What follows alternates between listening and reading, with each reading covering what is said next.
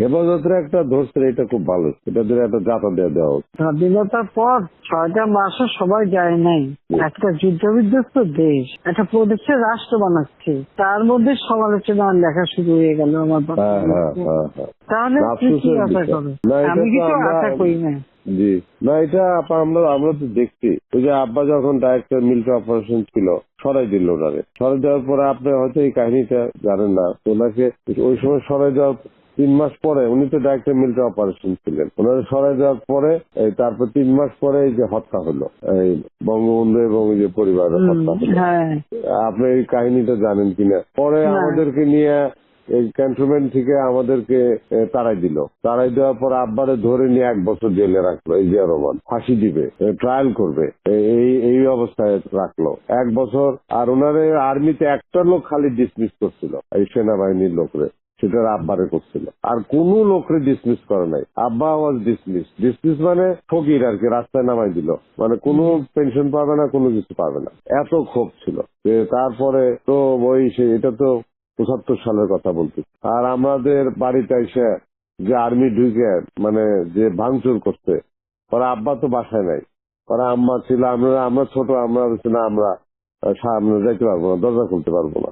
পরে সেই আর্মির সব ওই যে যারা সিপাহী বিপ্লব করছে ঘরের ভিতরে এসে, আমরা ঘরের পিছনে পালিয়েছিলাম, আমি আর আমার বোন। আমার মা তখন পরে মা ওই সামনে দরজা খুলছে, কর্নেল মালিক কই? বলে কর্নেল মালিক তো নাই বাসা। মিথ্যা কথা বলতেছেন? বলে আইসা দেখো তাহলে। তারপরে তারা চলে গেছে। পরে আমরা ক্যান্টনমেন্ট থেকে পালিয়ে, পরে 1 বছর পালিয়ে থাকলাম, ওই বিভিন্ন জায়গায় আমরা পালিয়ে থাকলাম। ওইটা প্রথমত জেলে ঢুকায় রাখলো, তারপর থাকলাম পালিয়ে। এইরকম অনেক বার গেছে। তারপর আমাদের বাড়িতে এসে গুলি গালাজ করছে। ওই যে যেখানে খালেদা জিয়া থাকতো, আপনার যে বাড়িটা, ওই যে বাড়িটা ছিল, সেই বাড়িটা তো যে এখন আপনি এদেরকে দিচ্ছেন, ওই যে আর্মির সব যারা হত্যায়, হ্যাঁ, ওই বাড়ির উল্টা আমরা থাকতাম। ওইখানে টিনের চালওয়ালা ঘর ছিল, ওয়াল করা ঘর ছিল তখন, ওই 73-74 সালে আর কি। তখন তো আমি ক্লাস 8-9-এ পড়ি ওই সময়। ওই ওখানে কতগুলি ওরকম ছিল। পরে খালেদা জিয়া আবার এই বাড়ি যখন দখল করে, তখন ও বাড়িও দখল করে ফেলছে, এই বাড়ি টাড়ি সব দখল করে ফেলছিল। ওগুলো আমরা দেখছি, আমাদের ওই টিনের ঘরের মধ্যে এসে গুলি লাগতেছে।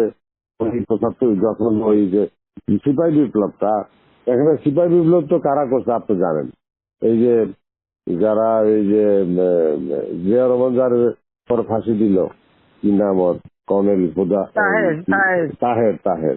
কিন্তু এই কিন্তু সিপাহী বিপ্লবরা করছে, জাসদের লোকেরা এইসব করছে।